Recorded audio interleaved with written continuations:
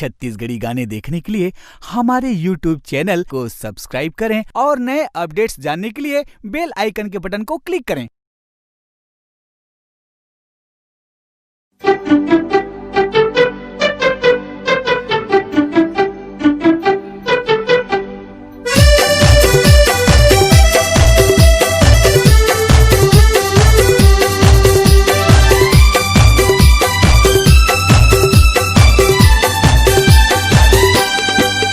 कैसे कराऊं शादी टूरी के बंगला बड़े रे, कैसे कराऊं शादी टूरी के बंगला बड़े रे।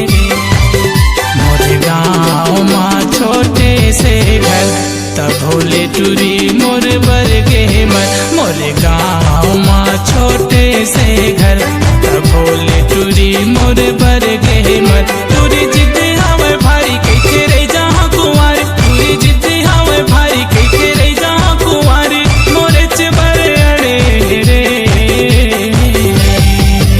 कैसे कराऊं शादी टूरी के बंगला बड़े रे। कैसे कराऊं शादी टूरी के बंगला बड़े रे।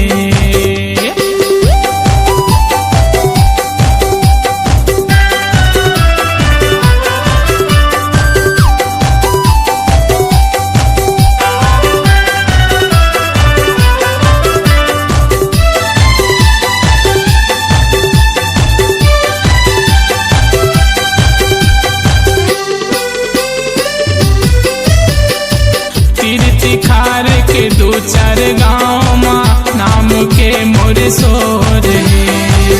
का देखे का जाने पगली माया मर गे मोर रे। तीर्थ खार के दो चार गाँव माँ नाम के मोरे सोर है।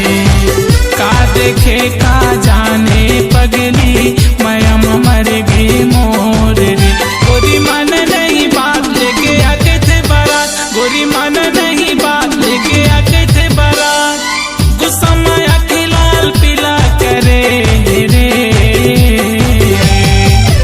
कैसे कराऊं शादी टूरी के बंगला बड़े रे। कैसे कराऊं शादी टूरी के बंगला बड़े रे।